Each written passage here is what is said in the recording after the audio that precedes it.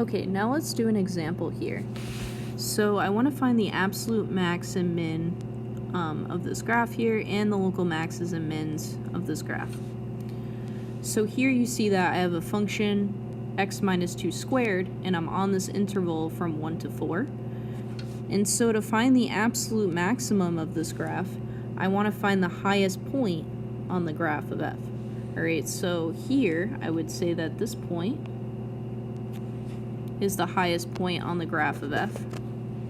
Alright, and so we would say that f has, the absolute maximum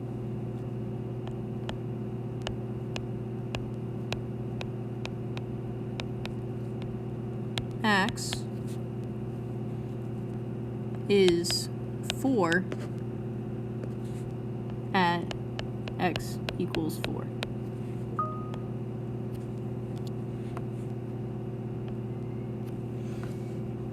Okay, and so notice how I said the absolute maximum is 4 at x equals 4. Okay, so at x equals blank, that gives you the location of the max or min, whether it be absolute or relative. But as far as the actual value, like what is the absolute max, we say that it's the y value here. So if you notice for this point that I circled, the x value is 4 and the y value is 4, so that's why I'm saying the absolute max is 4 at x equals 4. Now let's talk about the absolute min. So the absolute min is, and so now I'm looking for the lowest point on this graph, and the lowest point on this graph is located here at x equals 2. Okay, and in particular we would say the absolute min is 0, okay, because that's the y value, and then at x equals 2.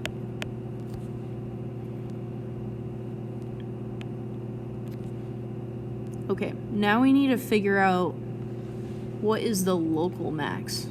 Okay, and so again, local max means the same thing as relative max. It's just another way of saying it. Okay, so I'm looking at this graph here, and I'm looking to see, as far as my endpoints go, looking at my endpoints, is it the highest point around the rest of my x values? So can we see any other points other than the absolute max as far as the local maximums? Well, here I would say that this is also a local max. Okay, because if you look at this point here, 1, 1, right, everything around 1, 1 is lower, it's less, right, than my point 1. Okay, and so that means by definition that this is a local max here. All right, similarly, we can make the same argument about what we already labeled as the absolute value, the absolute max. And remember that I made this note that if you have that something is the absolute max or the absolute min, it's automatically a local max or min.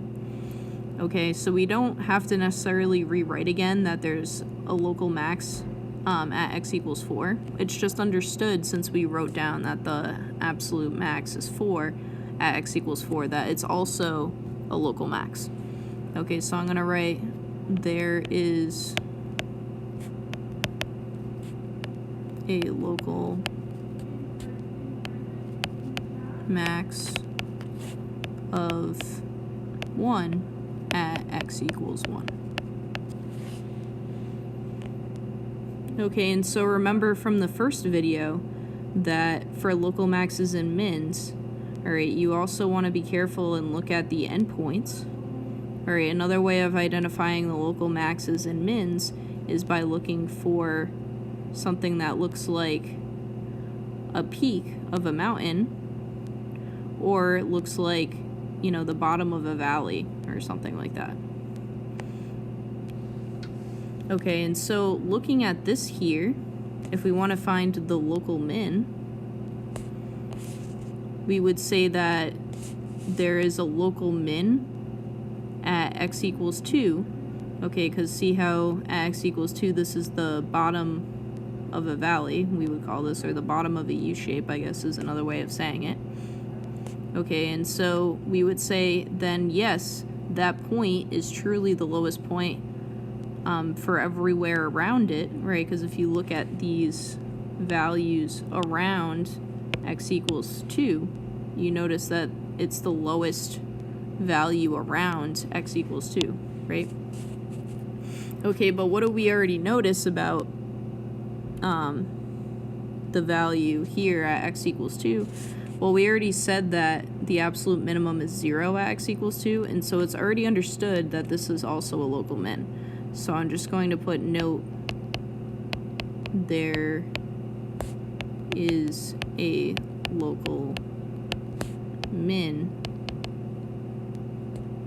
of 0 at x equals 2, since the absolute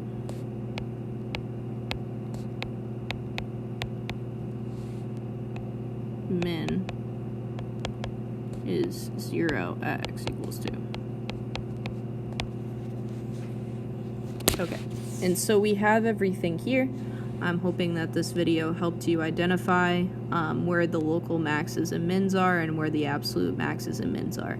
So just to recap again, okay, you want to be careful with local maxes and mins. You do want to look at the endpoints to figure out if it's a local max or a local min.